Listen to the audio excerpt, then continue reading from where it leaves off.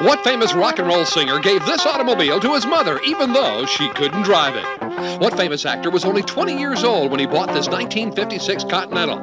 Who was Memphis, Tennessee's most famous resident who rode around in this Hollywood limousine? And who drove this beautiful limited edition automobile just hours before his death? If you guessed Elvis Presley, you're right. Today we visit the Elvis Presley Automobile Museum in Memphis, Tennessee for an intriguing look at the king of rock and roll here on the Superchargers. The Superchargers, a fast-paced look at the professional and showbiz side of automobiles and more.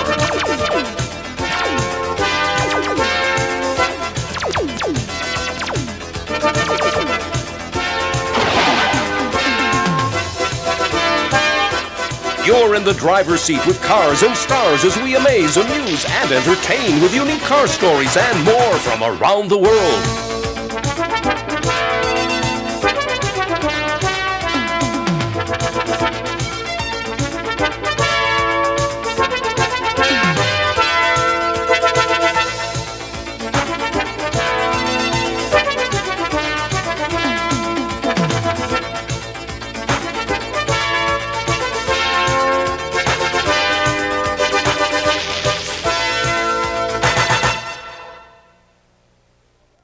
Good afternoon, everybody, and welcome to a very special edition of the Superchargers. I'm Jan Gabriel. Today, coming to you from Memphis, Tennessee. It was on August 16th, 1977, that the world lost the legendary king of rock and roll, Elvis Presley. But his legend lives on here at Graceland and now at the Elvis Presley Automobile Museum, which houses all of Elvis's most treasured automobiles, along with home videos and lots of memorabilia.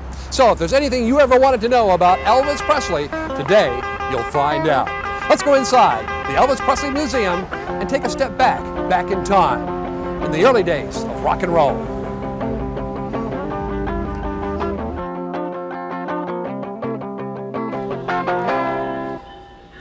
Now, as you enter the Elvis Presley Automobile Museum, there's one thing you're going to realize.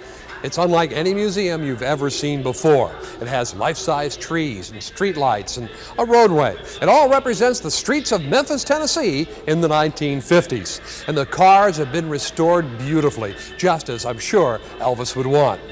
Now, the cars are really the stars. They're not just on exhibit here. They are set in beautiful settings. Before we take a look, we're going to go across the street right now and catch up with a friend of ours and a best friend of Elvis, George Klein. Here at Graceland, Elvis would slip in and out of these famous gates in many of his exotic cars, and once he brought a beautiful Panamera home to show off to the guys, and he went out and he was going to take us for a ride in it. It wouldn't start. It was kind of embarrassing.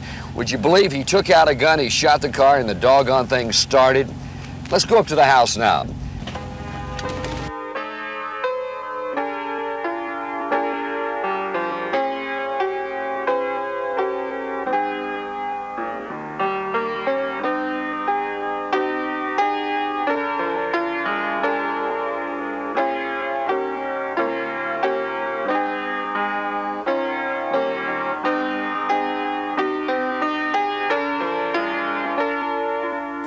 Elvis was always in a hurry to get back here at Graceland. He loved it here. This was his sanctuary, his playground, if you will. A lot of great rooms inside. Come on, let's go inside and take a look.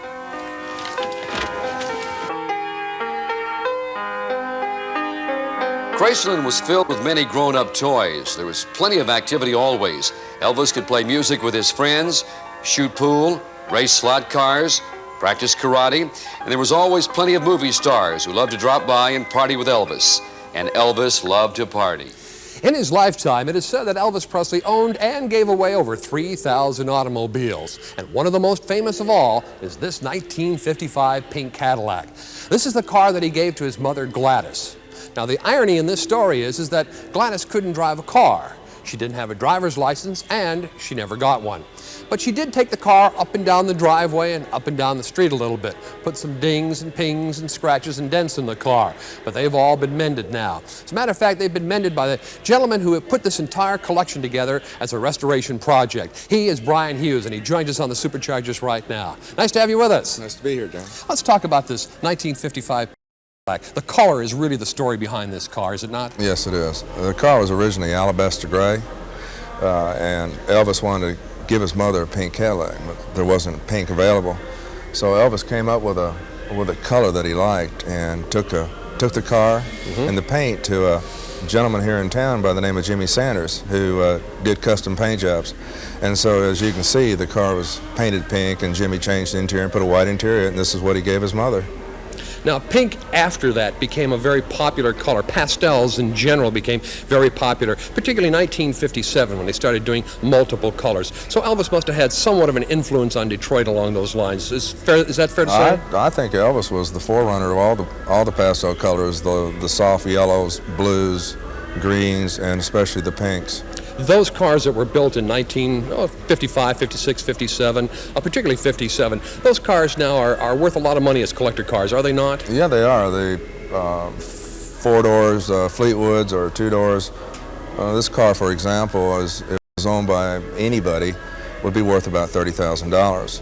If it was a 2-door hardtop, it'd be worth about $40,000, $50,000. And if it was an Eldorado convertible, you're talking about a $100,000 car.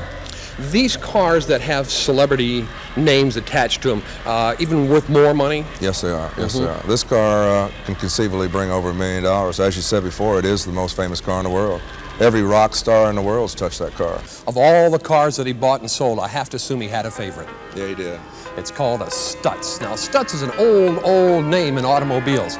But Elvis, well, he found the Stutz and brought it up to date. Brought it to this country anyway. Let's take a look at it.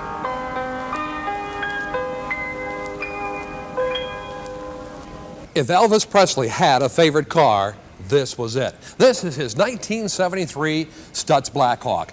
But the story didn't start there. It starts back in 1971. Brian can tell us about it.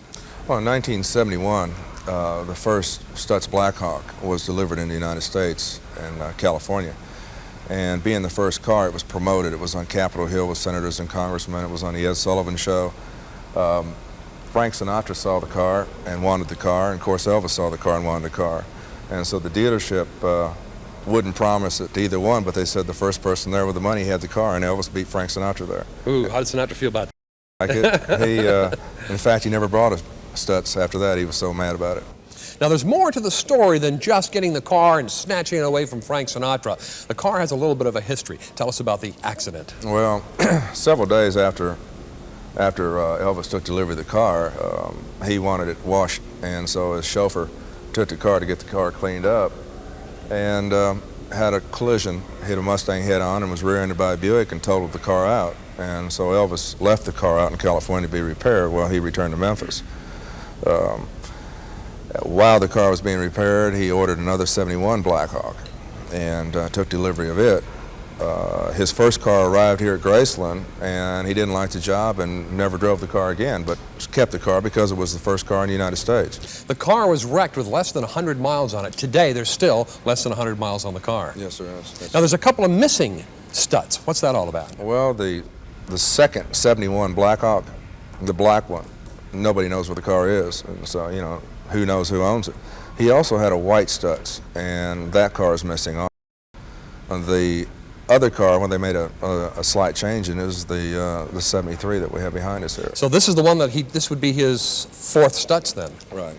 And this is the one that he eventually drove and enjoyed a great deal. Right. This was the last car he drove. This was a car that he drove through the gates the night he died. Well, we're going to meet up with Brian a little bit later on when we talk about Lincoln Continentals. But right now, I'm going to show you a favorite car of Priscilla Presley.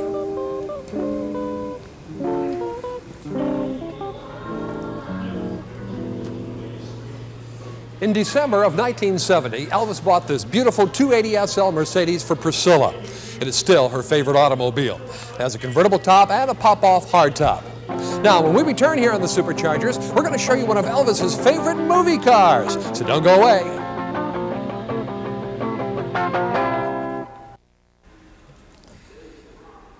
We're back on the Superchargers. I'm Jan Gabriel, and today, what a treat, as we look at the cars of the king of rock and roll, Elvis Presley, at the Elvis Presley Auto Museum here in Memphis, Tennessee. This automobile is a stunt double for the movies. In the movie Spin Out, they used an automobile called a Cobra. Now, the Cobra was a very expensive car, and the movie producers didn't want to damage that automobile. So they said, let's make a stunt double. And this is it. It's built on an Austin chassis. It has a Chevrolet engine and a fiberglass body. Now, if you saw the movie Spin Out, you would have seen where Shelley Fabre forces Elvis off a bridge and into the water. Well, this is the car that got all wet with Elvis. Now, Elvis's road manager for much of his career was Joe Esposito. And Joe joins us on the program today to share many of his stories of Elvis Presley.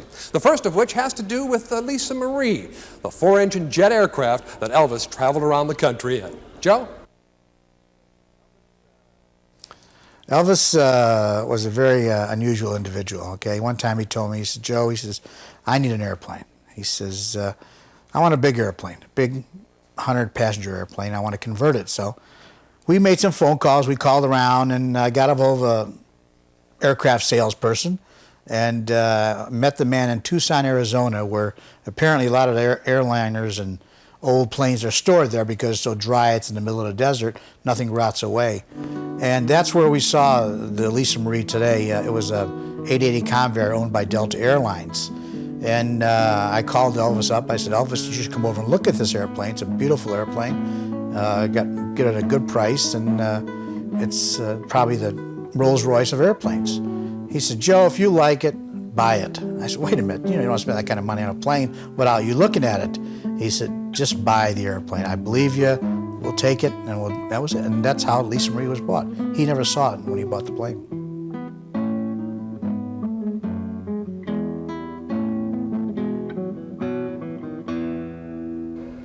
Elvis Presley had two idols, James Dean and Marlon Brando. Now, these two superstars made motorcycle riding the symbol of American rebelliousness in the 1950s. Now, if you ever saw Elvis Presley on a motorcycle, he was the epitome of cool. And he loved Harley-Davidsons. He had several of them, just as he had several limousines. And one stands out among all others. It was built by George Barris in Hollywood, California. It was Elvis's gold Cadillac. Elvis's gold limousine is on display at the Country Music Hall of Fame in Nashville, Tennessee. Although the car is white, its interior has plenty of 24-karat gold-plated accessories.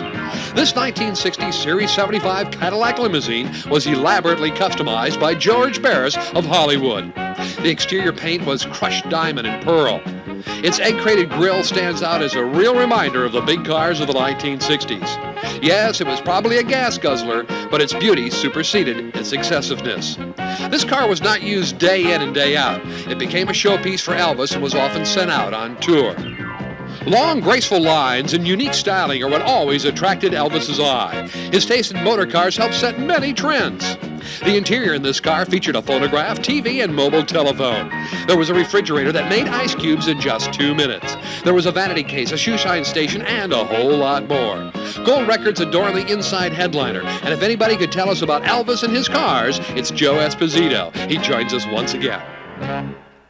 I first met Elvis in 1959. I was in the Army with him. We were both stationed in Germany, at Friedberg, Germany, small base, about 3,000 men, and invited to go play football with him by a friend of mine that was also in the Army with us.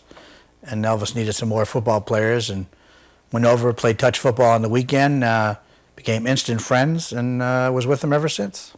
As you know, Elvis did 3 race car movies in his lifetime, and he enjoyed doing race car movies, but, you know, in the movies, he wasn't driving those cars. Those were all done by stuntmen, very little race car driving. In one movie, he did do a little bit of it, and that was in Viva Las Vegas, he did a little, but most of the time, he didn't enjoy driving the cars because he's sitting there in front of a screen.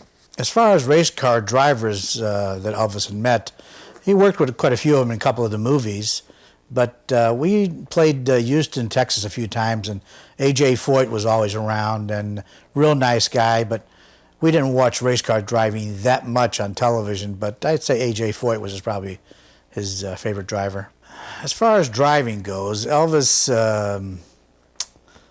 he was a good driver, but Elvis was one of those guys that he'd be driving along and all of a sudden he'd start talking and he'd get involved in conversation and he'd be doing 15 miles an hour. And you say, Elvis, you know, let's get going, you know. And we'd sometimes, we should drive cross country a lot, and we'd go 150 miles and we'd stop on the side of the road and talk, and it would take us 8 hours to go 150 miles with him. But he was a fast driver, and he was a good driver. That overall, he was a good driver. There was one car that Elvis had that I thought was actually beautiful. It was a 6-door Mercedes limousine. not too many of them around. It's a 600.